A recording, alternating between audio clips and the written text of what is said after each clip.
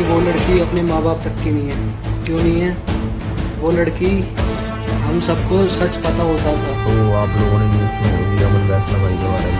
मैं क्यों बोलना चाहूँगा कि सेम चीज़ अगर भाई जी, मेरा नाम रफ्तार है और सबको राम राम है। और इतनी सी बात है, कल अमन भाई के घर जाना है, अमन बैसला के घर पे। मैं तो भाई सीधा फ्रॉड ही बंदा हूँ। मैं तो सिस्टम पाड़ता था रोना।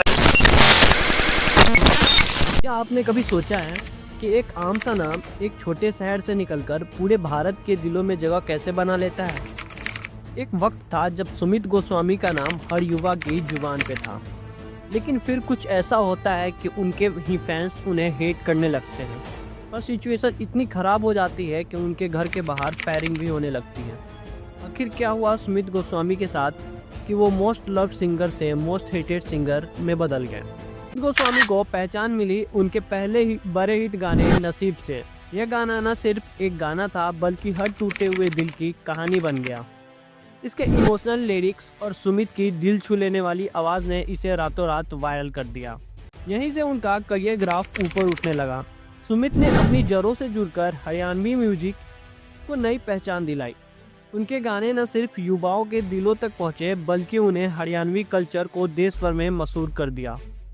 नशा और फीलिंग जैसे गानों ने उनकी पहचान को और मजबूत कर दिया। सुमित गोस्वामी की जिंदगी उस वक्त मुश्किल में घिर गई जब उनकी कामयाबी के साथ उनके नाम से जुड़े विवाद भी सुर्खियों में बनने लगे।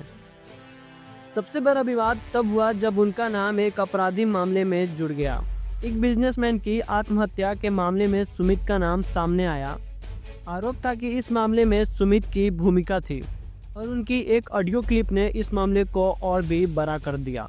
इस विवाद का सीधा असर उनके करियर और इमेज पर पड़ा और वो मोस्ट लव सिंगर से मोस्ट हेटेड सिंगर बन गए और हालत इतनी ख़राब हो गई कि उनके घर के बाहर गोलियां चलने लगी। तो चलिए जानते हैं आखिर ये विवाद था क्या। सितंबर 2020 में दिल्ली के 22 वर्षीय बिजनेसमैन अमन बैसला ने आत्महत्या कर लिया और आत्महत्या करने से पहले एक वीडियो बनाया जिसमें उन्होंने बताया था कि नेहा जिंदल, जो कि उनके साथ पहले उनके बिजनेस में पार्टनर थे, उसने विभिन्न बहानों से उनसे एक बड़ी रकम उधार ली थी जिसमें उनकी मां की बीमारी का हवाला देकर 2.5 लाख और बाद में अन्य ज़रूरतों के लिए 5 लाख। इसके अलावा सुमित को भी उन्होंने अमन बैसला से 10 लाख रुपए दिलवाए थे। जब अमन ने पैसे वापस मांगे तो उन्हें झूठे बलात्कार के मामले में फंसाने की चेतावनी दी गई। अमन की आत्महत्या के बाद उनके परिवार और समर्थकों ने न्याय की मांग की, जिससे सोशल मीडिया पर #जस्टिस फॉर अमन बैसला अभियान शुरू हुआ।